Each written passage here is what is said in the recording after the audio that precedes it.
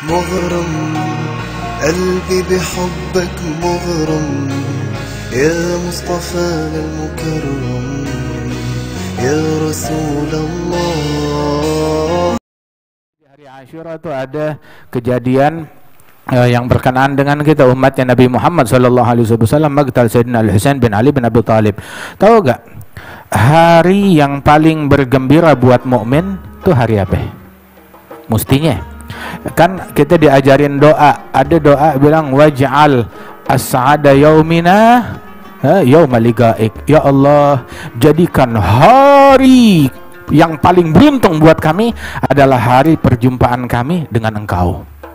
Hari perjumpaan dengan Allah Ta'ala, jadikan itu hari yang paling beruntung. Hari kematian Sayyidina Husain, hari sial buat Sayyidina Husain atau hari beruntung buat Sayyidina Husain? Sayyidina Husain terbunuh, itu hari sial buat dia atau hari beruntung buat Sayyidina Husain? Ada hari yang paling beruntung buat Sayyidina Husain, mendapatkan syahadah yang paling luar biasa.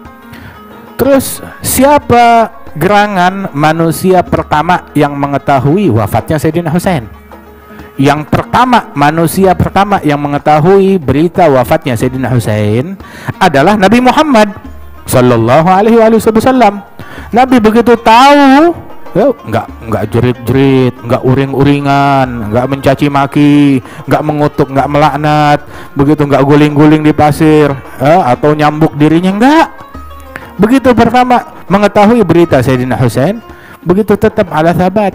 Terus bahkan dibawakan tuh oleh malaikat Jibril tanah, dalam riwayat, dalam athar, tanah dari Karbala, tanah tempat terbunuhnya Sayyidina Husain. Terus dititipkan kepada siapa namanya? Ummu Salamah.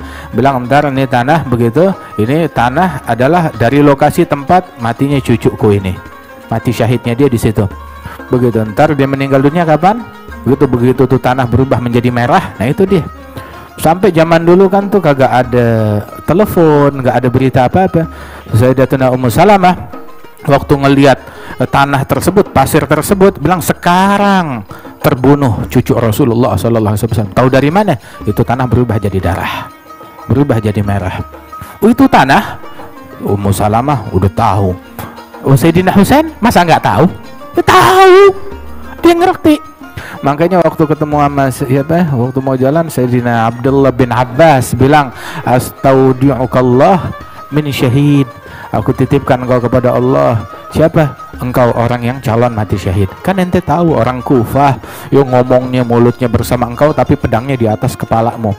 Tapi Sayyidina Husain, dia punya hikmah dan kebijaksanaan sendiri. Udah tahu bakalan dibunuh, semua sahabat tahu.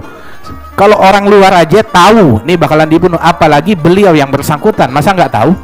Dia tahu, dan tahu beritanya ini dari kecil, dia udah tahu begitu. Kali dia kecilnya dulu main-mainin tuh tanah, nih tanah yang dulu, dia udah tahu, udah ngerti tentang masalah begitu. Orang yang paling berilmu di masa itu Al-Husain bin Ali bin Abi Thalib, orang yang paling ngerti, paling faham, paling penuh hikmah. Terus kenapa jalan juga? Pengen jabatan? Kagak, nggak mau jabatan. Mau tahta? Enggak. Tapi mau memadamkan fitnah. Ini sekarang dibilang orang-orang Kufah siap bangkit, sekian puluh ribu orang mendukung Al-Husain bin Ali jadi khalifah. Bikin pergerakan, bikin kebangkitan, kita dukung Al-Husain bin Ali jadi khalifah. Zaman dulu ini fitnah akhirnya nyebar kemana-mana. Dan beliau ingin ngecek hal tersebut secara langsung untuk memadamkan api fitnah. Kemudian juga dia tahu dia keluar bakalan terbunuh. Ini pemerintahan udah menyorot beliau dan udah dengar berita bakal terjadi pembunuhan. Dari kapan? Dari zamannya Nabi Muhammad, dari Rasulullah sallallahu alaihi wasallam. Itu Sayyidina Abdullah bin Abbas dan beberapa orang yang lain juga udah bilang, nasihatin kepada beliau, dan beliau sendiri tahu bahwasanya ada salah seorang dari keluarganya Rasulullah yang akan terbunuh. Ini tanah haram dinodai dengan darah dari keturunan Rasul sallallahu alaihi wasallam, dan saya nggak mau menjadi orang tersebut. Katanya Sayyidina Husain bin Ali. Sehingga kalau emang mesti mati, jangan di Madinah, jangan di Mekah. Kalau di Madinah, di Mekah, pertumpahan darah besar-besaran. sahabat bakalan terlibat, semuanya bakalan turun tangan, semuanya bakal terjadi pertumpahan darah besar-besaran. Saya nggak mau. Kalau emang mati begitu, tapi jangan bawa orang. Nah, cakep kan? Ada orang begitu mau mati, nggak mau sendiri, ajak rakyat bangkit semuanya, ayo rame-rame kita berantem, kita berkelahi. Gue nggak mau mati sendirian, kalau gue hancur negara harus hancur. Lah nggak begitu. Sayyidina Husain bin Ali nggak mau bawa fitnah ke Madinah. Kemudian juga tidak mau kematian beliau menjadi penyebab kerusuhan besar-besaran di negara Islam tersebut. Dia keluar, meninggalnya di tempat yang terpencil, orang kagak ada dengar berita apapun melainkan berminggu-minggu atau berbulan kemudian. Yang tahu beritanya Ummu Salamah, karena dapat info dari Rasulullah melalui pasir yang dititipkan oleh Nabi Muhammad sallallahu alaihi wasallam. Terus waktu beliau Sayyidina Husain bin Ali dikepung di situ, Al Husain bin Ali bilang nih sama nih orang-orang yang ingin membunuh beliau, gini deh ya, lu mau ngapain? Bilang kita mau membunuh kalian. Gini, siapa yang suruh? Oh ini pokoknya ada perintah dari pemerintahan. Begitu biasa kan, nunjuk ke sini ke sini ke sini.